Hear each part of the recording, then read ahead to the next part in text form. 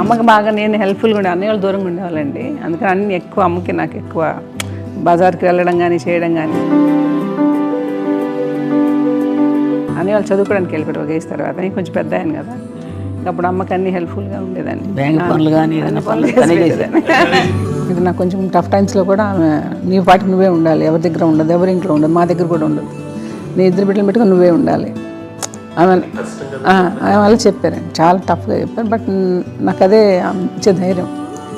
ఇండిపెండెంట్గా అట్లా ఒకరి దగ్గర ఉండొద్దు, నీ గౌరవం తగ్గిపోతుంది, ఎక్కడ ఉండొద్దు. అది చాలా నాకు చాలా ఇన్స్పైరింగ్ ఉండేది అమ్మ మాటలు. నాకు ఒకసారి కొంచెం ఏదో ఒక డిప్రెస్డ్ ఇదేదో వస్తే అందరి నుంచి నేను ఏదో సెపరేట్ అయిపోయినట్టు ఒక సిచ్యువేషన్ అది వచ్చినప్పుడు అమ్మ నన్ను పట్టుకుని she said I'm there for you always. ఎవరు నో అన్నా ఎస్ అన్నా ఫ్రెండ్స్ కానీ ఎవరైనా సరే ఎప్పుడు కూడా అలోన్గా మట్టుకు అనుకోకు, నేనున్నాను నీకు.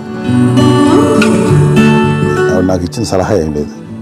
బట్ ద బెస్ట్ థింగ్ మా అమ్మ దగ్గర నుంచి హగ్ అండి. ఈరోజు కూడా మా అమ్మని హగ్ చేసుకోకపోతే అంటే అది నాకు మా అందరిలోనూ, అంటే ఆవిడ పెద్ద చదువుకున్న వ్యక్తి కాదు, పెద్దగా నా ఎక్స్పోజర్ కాదు, కానీ ఇవాళ అన్నయ్య కానీ విజయ, మాధవి, నేను, కళ్యాణ్ బాబు ఈ రోజుకి టుగెదర్గానే ఉంటాం. కానీ ద ఇన్విజిబుల్ బాండేజ్ మా అమ్మ ఇచ్చింది, ఆ లవ్ అండ్ ఎఫెక్షన్, హగ్, అవన్నీ ఆవిడ నాన్ వెర్బల్ అడ్వైజ్ ఏంటంటే అందరూ అలా కలిసి ఉండాలనేది ఆవిడ నుంచి మేము నేర్చుకున్నాం. నాగబాబు కంపెనీ అమ్మకి ఎంత ఇష్టం అండి. మా కంపెనీలో పెద్ద నవ్వదు కానీ రిలాక్స్ అవ్వదు, కానీ నాగబాబు కనబడితే నవ్వు. అందులో అత్యంత క్లోజ్ తనే. అది చెప్పే కదా, ఇప్పటికీ వాడు ముద్దు పెట్టుకుంటూ దగ్గర లాక్కుంటుంది.